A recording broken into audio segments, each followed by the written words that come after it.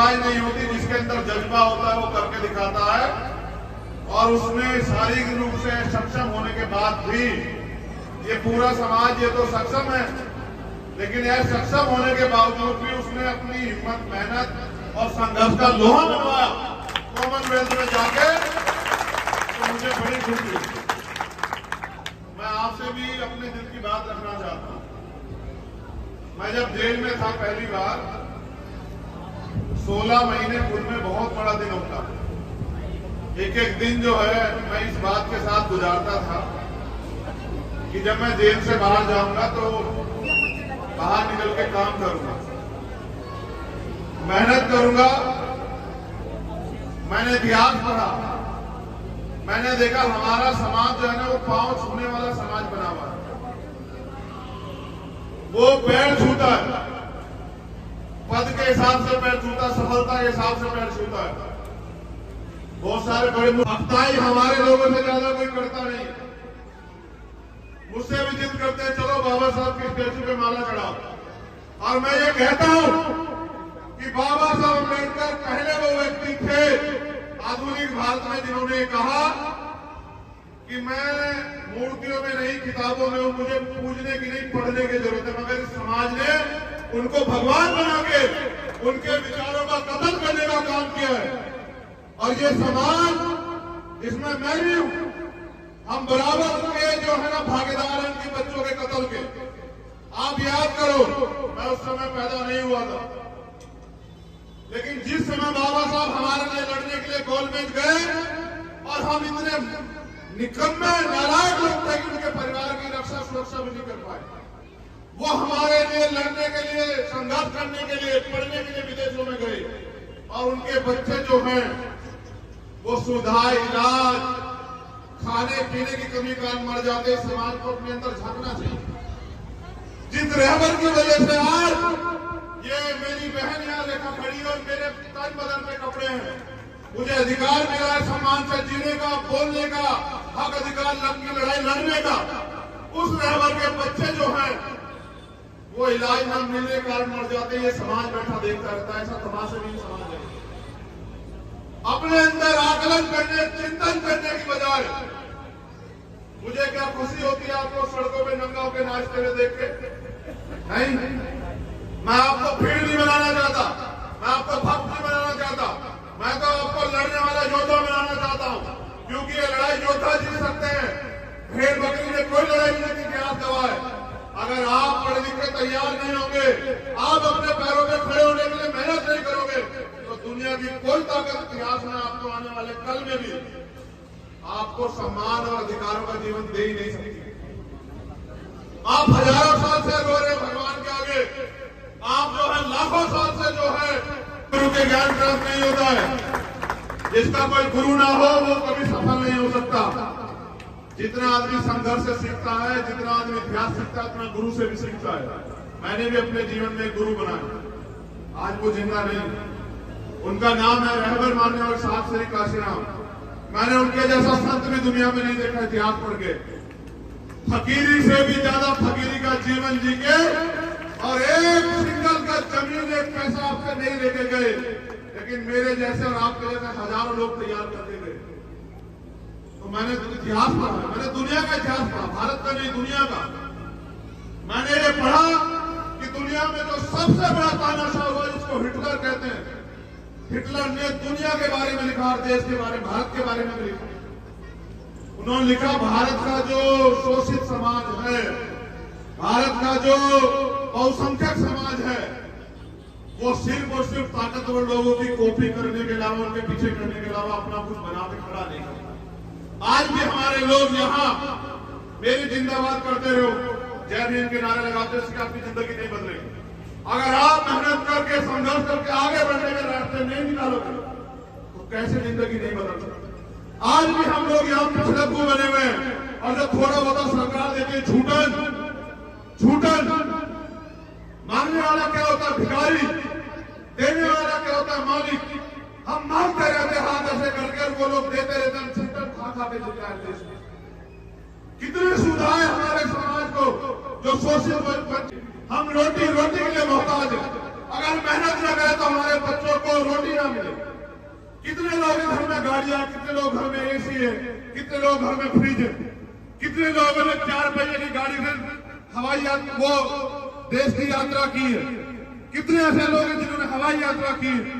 अगर हम देखें तो हमारी परसेंटेज 5% नहीं निकलेगी शोषित वर्ग, लेकिन फिर भी नहीं जागना चाहते, फिर भी नहीं खड़ा होना चाहते। बाबा साहब की बात करते हैं, शाम के टाइम एक एक पौवा, एक एक अद्दा दारू का पीते हैं, माँ बहन को घर में बेइज्जत करते हैं, लड़ाई झगड़ा करते हैं आपस में, और फिर कहते हैं समाज आगे नहीं बढ़ रहा। जब तक आप ये नहीं छोड़ोगे, अंधविश्वास, पाखंडवाद और भाईचारा नहीं पैदा करोगे, लत्ता पकड़ खींचने की जगह हाथ पकड़ने का काम नहीं करोगे, आपकी जिंदगी से गुलामी कट नहीं सकती। मैं धन्यवाद देता हूं भीम आर्मी के साथियों का, जिला पलवल और हरियाणा की टीम का, कि वो अपने पैरों पे खड़ी हो रही है, वो समाज के दुख सुख की लड़ाई लड़ रही है। लेकिन अभी लड़ाई शुरू हुई है, याद रखना। आप जो कर रहे हैं वो आपकी जिम्मेदारी है। अगर आपने अपने महापुरुषों को पढ़ा, अभी आजादी अधूरी है, अभी तो एक पहल निकली है।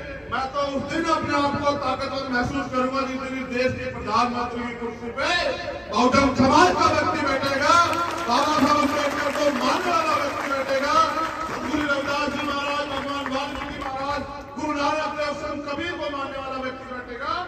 और जिस दिन इस देश में ऐसा चाहूं राज में जो मिले सबन अन्न और तुम बसे रविदास रहे, तब जाके जो है तब मानवता बनाया जाएगा, गैर बराबरी खत्म हो जाएगी, गुलामी की जड़ें काट दी जाएंगी, किसी को अन्न की, किसी को खतरे की, किसी को लूट की, किसी को तमाम तरह की परेशानियां नहीं होगी। देश में अमन भाईचारा पैदा होगा, सबका सम्मान होगा, महिलाओं को बराबर के अधिकार मिलेंगे, किसी बहन बेटी का रेप नहीं होगा, उसकी हत्या नहीं होगी, उसकी दहेज के नाम पे नहीं जलाया जाएगा। तब जाके जो है इस देश में हम लोग ताकतवर महसूस करेंगे। नौजवानों में मुझे ये भी शिकायत है समाज से कि हमारे यहाँ ये हरियाणा, स्पेशल हरियाणा, और एक बेटी नहीं, इस देश की इज्जत थामी ओलंपिक से लेकर कॉमनवेल्थ में हरियाणा की बेटियों ने, पूरे देश की, जहां नौजवान युवा पुरुष फेल हो गया, वहां बेटियों ने लाके मेडल ला के देश की इज्जत थामी। लेकिन ये वही हरियाणा याद करो जहां सबसे ज्यादा भ्रूण हत्या जो है बेटियों की होती थी। आज देखो उसी हरियाणा में बेटियों ने जो है नाम रोशन कर करके, ये जो मेरे नौजवान युवा साथी खड़े हैं इनको भी आईना दिखाने का काम किया। अगर आज भी हमारे लोगों के अंदर ये मानसिकता है कि बेटी कमजोर होती है, बेटा ताकतवर होता है, तो देखो सीख लो। मैं इनके पिताजी का भी धन्यवाद करता हूं, क्योंकि बिना माँ बाप के और उनके सहयोग के कोई परिवार नहीं खड़ा हो सकता। मैं उनका भी धन्यवाद करता हूं कि उन्होंने, प्रथम गुरु तो माँ और पिताजी होते हैं, प्रथम पाठशाला घर होती है, उन्होंने अवसर दिया, मौका दिया। गांव के लोगों की बात ना सुन के कई लोग ये भी कह रहे हैं बेटी ये कहाँ भेज रहे हो, उन्होंने इसको उसके सपने को जीने का मौका दिया, जिसकी वजह से आज ये समाज का और देश का नाम रोशन कर पाए। तो मैं आपसे कहना चाहता हूं, जो नौजवान भाई यहां बैठे, बुजुर्ग यहां बैठे हैं, कि बेटियों को कमजोर मान के इनके सपने और इनको कुचलना बंद करो। इनको बेटों के बराबर अवसर देके और इनको उड़ने का मौका दो। इतिहास याद रखेगा कि बिना किसी महिला के सहयोग के कोई पुरुष देश में कामयाब नहीं हुआ। अब इतना कर पाए हैं तो उनके पीछे भी मां रमाबाई का पूरा जो है सहयोग और समर्पण है। मां रमा ने अपना जीवन कैसे कैसे काटा, लेकिन बाबा साहब को महसूस नहीं होने दिया, तब बाबा साहब लड़ पाए। और फिर अगर मैं साहब काशीराम की बात करूं तो उनकी बहनों का, उनकी माओ का, उनके और समाज की महिलाओं का इतना बड़ा हमारा जो है उनके पीछे त्याग बलिदान है कि जिसकी वजह से जो है साहब काशीराम ये इतना बड़ा आंदोलन खड़ा कर पाए। और मैं आज कह रहा हूं, अगर आपके पास आज गर्व करने का कुछ है हजूर का के साथियों, तो बताओ रेखा तंवर है या नहीं है, बताओ, मुंह से बताओ, रेखा तंवर है या नहीं है, बताओ। तो ये बेटी है बेटा है, बताओ। ये बेटी है बेटा, तो आज कह रहे हो तुम लोग ये बेटी है। और ये वो उन बेटियों में से एक बेटी है जो रात को 10 बजे के बाद भेड़ियों के बीच में बाहर नहीं निकल सकती, ये देश की स्थिति है। रात को 12 बजे कोई बेटे अकेले नहीं घूम सकती, ये देश की स्थिति है, जबकि सबके घर में बेटियां है। इसलिए मैं आपको कह रहा हूं, इसको बेटा कहने से नहीं, बेटों की सोच बदलने में समाज बदलेगा। मेरी बात को याद रखो आप लोग। अगर हम अपनी सोच नहीं बदल पाए और बेटियों के सपनों को कुचलते रहे तो इस देश में एक दिन ऐसा आएगा कि आपको अपना जीवन जीना भी जो है ना दुर्भर हो जाएगा। तो मैं दोबारा से धन्यवाद करता हूं और ये उम्मीद करता हूं, आप लोग भी उम्मीद करते हो नहीं करते हो बताओ? पहले उम्मीद तो जान लो क्या है। मैं ये उम्मीद करता हूं कि ओलंपिक में रेखा तंवर गोल्ड मेडल लाएगी। आप लोग करते नहीं करते हो बताओ? जितने लोग करते हैं बहन और भाई बुजुर्ग हाथ खड़े करके बताओ। आप देखिए बेटा कितने लोगों की जिम्मेदारी। ये तो आज तक थी। यहां से बाहर जब मैं ट्वीट करूंगा ना पूरे घर से तेरी फोटो लगा के, तब तू देखना कि पूरे देश और दुनिया में रहने वाले कितने लोग जो उम्मीद करेंगे अब तेरे ऊपर है, हम सबके ऊपर। इसलिए बांधी तुझे पकड़ी आज, इसलिए नहीं बांधी जो तू कराई, जो तुझे करना है ये सरदारी इसलिए सौंपी तुझे कि इनकी आंखों में जो है ना हजारों साल के अपमान के बाद बाबा साहब अम्बेडकर ने इनको अवसर दिया खड़े होने का, और ये छोटे छोटे सम्मान के लिए तरसते रहते। लड़ते पता है किन बातों पे? मैं आया था भैया से, मेरा स्वागत नहीं करने दिया आप लोगों ने। मैं इनको माला पे पहनाना चाहता, आपने माला नहीं पहनाने दी, मेरा अपमान हो गया। मैं उनके बाद फोटो खिंचवाना चाहता था, मुझे मौका नहीं मिला। मैं उनके पीछे खड़े होना चाहता था, मुझे मौका नहीं मिला। इसको अपमान सम्मान समझते मेरी गुड़िया, ये जो तू कर गया इसको सम्मान नहीं मानते, लेकिन मैं इसको सम्मान मानता हूं। और जिस दिन ये भी इसको सम्मान मानने लगे, मैं लिख के देता हूं, एक रेखा तंवर नहीं, पलवल से हजारों रेखा तंवर तैयार हो जाएंगे और देश से लाखों रेखा तंवर तैयार हो जाएंगे। और याद रखना, इतिहास सफल लोगों का लिखा जाता, किसी असफल व्यक्ति का इतिहास देश में नहीं लिखा। किसी जिनका लिखा वो सफल है। अगर कल इतिहास में हमारा नाम भी दर्ज होगा तो वो सफल होने के बाद होगा। जब तक सफल नहीं होते तब तक तो ये सब चीजें हैं। लेकिन सफलता भी कैसी? सफलता ऐसी कि साहब के 3 सपने थे, एक वो पूरा करके अपनी जिंदगी में। मेरी बात पर नौजवान साथी बीमारी के गौर करना। उन्होंने अपने जीवन में मूवमेंट में आने में 3 संकल्प लिए थे। पुराने बीएसपी के लोग होंगे जानते होंगे, अगर उन्होंने कैडर लिया है कि भारत के सबसे बड़े सूबे का हुक्मरान बनाना है समाज को। उसको वो पूरा करके गए। भारत का सबसे बड़ा सूबा आबादी के हिसाब से उत्तर प्रदेश है। फिर उनका दूसरा सपना था कि इस देश का हुक्मरान बनाना है समाज को। जिस समाज को लोगों ने पैरों में गिरा के रखा, उसको माथे की जो है ना चमक हीरा बनाना है, तो इस देश का हुक्मरान बनाना है। तो पहला सपना तो हमने छोड़ दिया, क्योंकि साहब उसको पूरा करा। पहले सपने की तरफ हम देखते भी नहीं है। जब तक इस देश में साहब काशीराम का जो दूसरा सपना है वो पूरा नहीं करेंगे, चैन से नहीं बैठूंगा। और वो मुख्यमंत्री बनने से नहीं पूरा होगा, तो मेरी इच्छा मुख्यमंत्री बनने की है भी नहीं। सच बता रहा हूं, एक ही इच्छा है कि अपने जीते जी पूरे सम्मान के साथ, क्योंकि मैंने साहब को रोते हुए बिलखते हुए देखा और मैंने बाबा साहब को भी पढ़ा देखा। इसलिए नहीं क्योंकि किताबों में देखा, फोटो में देखा, टीवी में देखा इसलिए नहीं क्योंकि मैं उनके समय में पैदा नहीं हुआ, लेकिन मैंने 18 मार्च 1956 का उनका भाषण सुना और पढ़ा भी, जिसमें वे कहते हैं कि मैं तमाम तरह के अपमान सहे। क्या अपमान मानते हो तुम लोग? फोटो नहीं खींचा, माला नहीं डाली, पगड़ी नहीं पहनाई, ये क्या होता अपमान? वो कहते हैं मैं तमाम तरह के अन्याय, अत्याचार और आरोप अपमान सहते हुए इस कारवां को वहां से यहां तक लेके आ पाया। अगर आप इसको आगे नहीं बढ़ा सकते तो उसको पीछे मत जाने देना। और वो कहते हैं कि मैं चैन से मरना चाहता हूं, मेरी उम्र हो चुकी है, मैं बीमार रहता हूं, मैं रात भर सो नहीं पाता।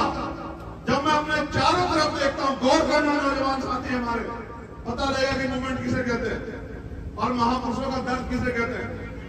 तो कहते हैं जब मैं अपने चारों ओर देखता हूं तो एक भी नौजवान ऐसा नहीं दिखाई देता जो इस तंबू कह रहे हैं आंदोलन को, जो इस तंबू का बंबू बन के इस आंदोलन को आगे बढ़ा सकते। पूरे समाज से कह रहे हैं, एक ऐसा रहबर जिसके 4 बच्चे कुर्बान हुए तब हमारे तन पे कपड़े आए, वो कह रहे हैं समाज कि जब मैं अपने चारों तरफ देखता हूं तो एक भी नौजवान ऐसा नहीं दिखाई देता जो इस आंदोलन का, जो इस तंबू का बंबू बन के, जो अपना जीवन समर्पित करके इस आंदोलन को आगे बढ़ा सके, जो मैं चैन से मर सकूं, जो मैं अपने समुदाय के लिए करना चाहता था उसका 10% भी नहीं कर पाया। मेरे सारे सपने अधूरे हैं। अब बताओ, जिनका बाप ये कह के बढ़ जाए कि भाई रोते हुए कि मैं यार कोई सपना पूरा करना चाहता था, मैं कर नहीं पाया, और उनकी निकम्मी औलाद उनके सपने को और पीछे चले जाए, तो उस रहबर को भी जो है क्या महसूस होता होगा। उन्होंने कहा आगे भी ले जा, पीछे मत चलता। आज कहां है उनका सपना? क्या हैसियत है इस देश में हमारी? हम ही तो अपने आप में गौरवान्वित हैं कि नौकरी मिल गई बाबा साहब के आरक्षण की वजह से, और पंचायत से लेके और एमपी तक बन के बाबा साहब के आरक्षण की वजह से, जमीन मिल गई बाबा साहब के आरक्षण की वजह से, पढ़ाई होगी बाबा साहब के संविधान की वजह से। इसके अलावा बताओ क्या कमाया आपने? और ये समाज में आधी रात भी अगर मुझे जरूरत होगी तो अपने लहू का कतरा तेरे सम्मान में नछावर कर देंगे, लेकिन घबराना मत तेरी जान।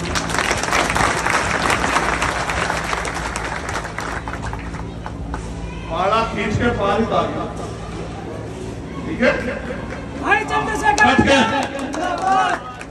डट के, क्योंकि तमन्ना अगर सच्ची हो तो रास्ते जा रहे हैं, और तमन्ना अगर झूठी तो बहाने जा रहे हैं।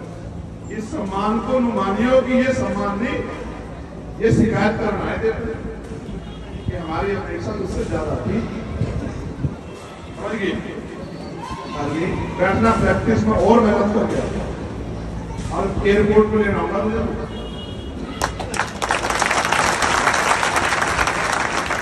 हमेशा सिर माफ जाएगी तुम्हारे, लेकिन वहीं से एयरपोर्ट से उस दिन खजूर का लाने का मौका देगी, असली गर्व उसकी, ठीक है? इनके पूरे परिवार को धन्यवाद, उनके संघर्ष की वजह से ये लोग यहाँ पहुंची। खजूर का के सभी सम्मानित इन लोगों ने भी इसकी मदद की, सभी समाज के लोगों का बहुत बहुत धन्यवाद। और भीम आर्मियों के साथियों निवेदन कि ऐसे ही और बहनों को प्रोत्साहित करो, ऐसे ही और भाइयों को प्रोत्साहित करो कि वो आगे निकल के आए। हमें कोई निकलने का रास्ता